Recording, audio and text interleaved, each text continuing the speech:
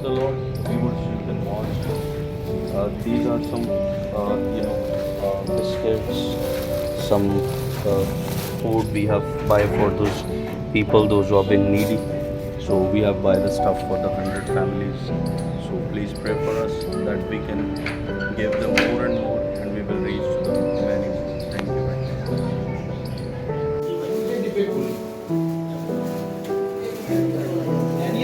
हाँ जी पास बस ओके बस